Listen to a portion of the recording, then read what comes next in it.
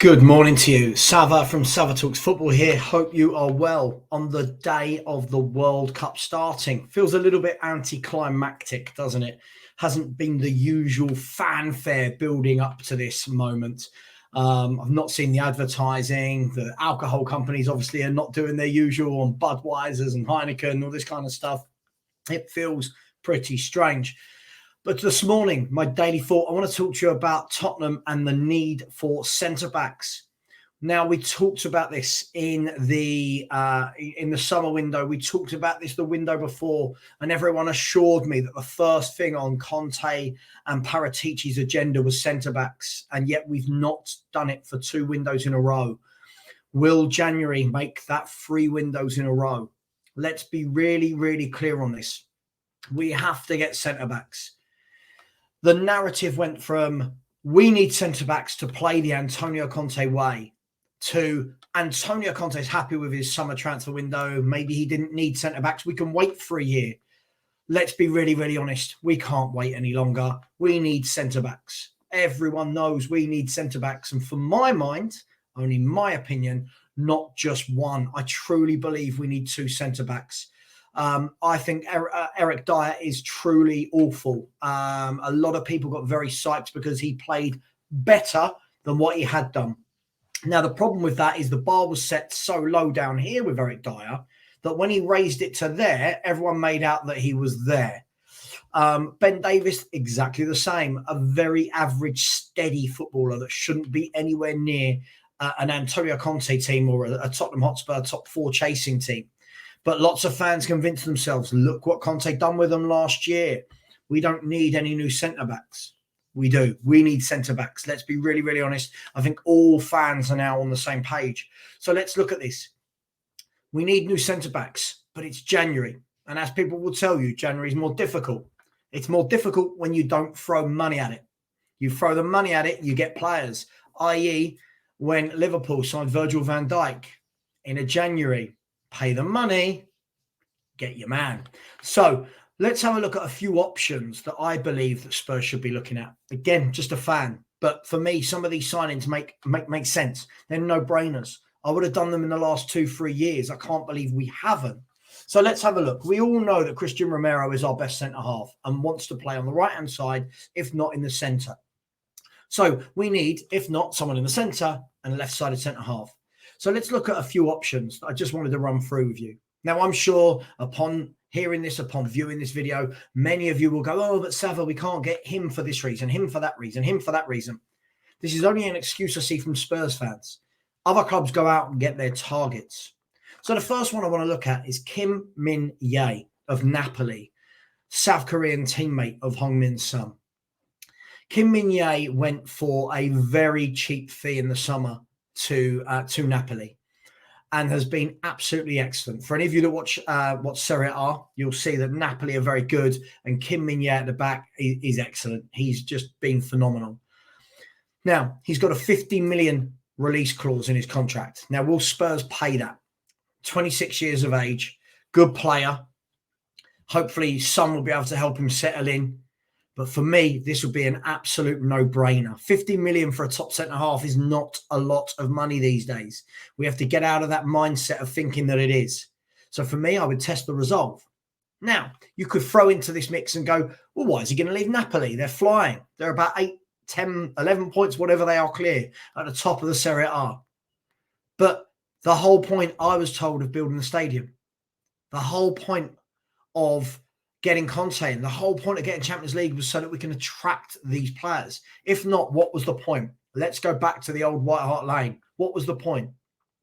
So for me, I would definitely look at him. He's strong, he's powerful, he's good in the air, he's good on the ball. I like what I've seen from him. I would definitely look at him. The second player I would look at, this for me is an absolute no-brainer. I would look at Underkar at Frankfurt. He's 22, I think coming up to 23, maybe if he's not just turned 23. Left-sided centre-half. Big, strong, powerful, good on the ball, brings it out. Some good cross-range passing. For me, it's an absolute no-brainer. His contract is coming to an end in the summer. Test their resolve this window. Test their resolve in January. 20 million, 15 million, whatever. Get him out of Frankfurt.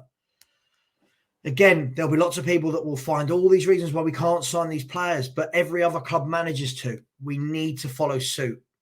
And for me, getting in a centre-back, at least one this January, could be the difference between making top four or not. Because I really do believe that the defence we've got is atrocious.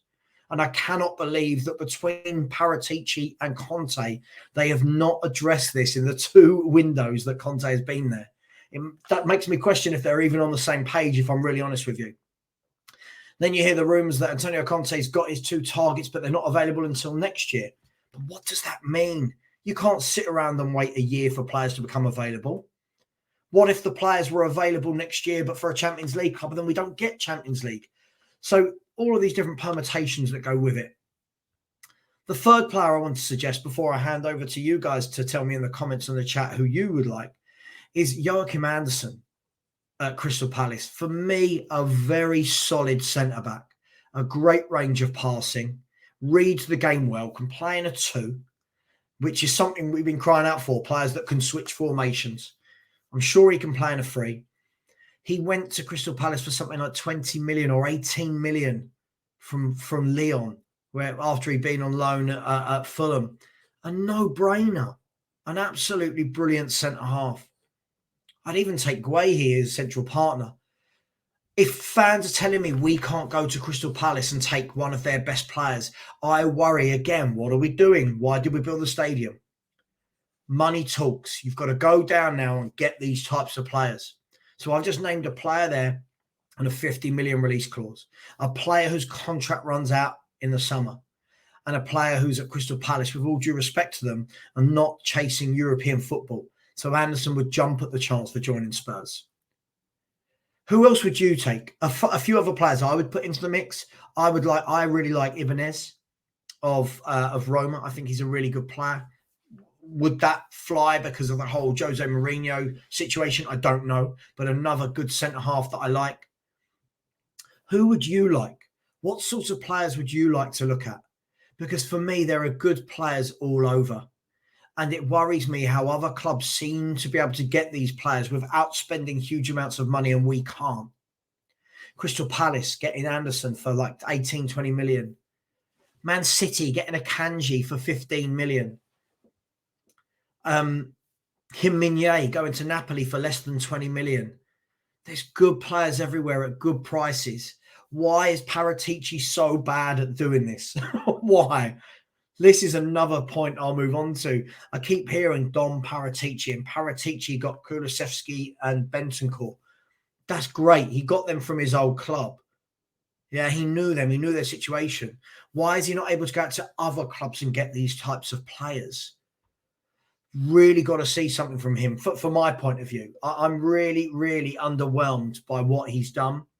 I think he's brought in 15 players since he's joined, 3 of which I think have been good signings.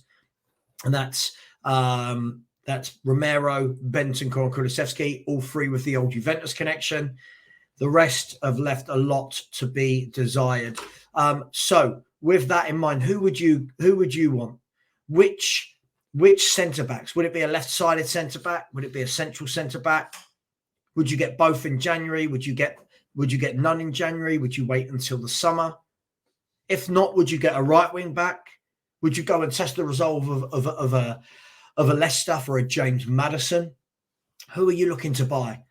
You know, we talk about, this is miles away, but it's now, 6 weeks until the transfer window opens. And you would like to think that for the first time in a long time, Spurs have got a plan.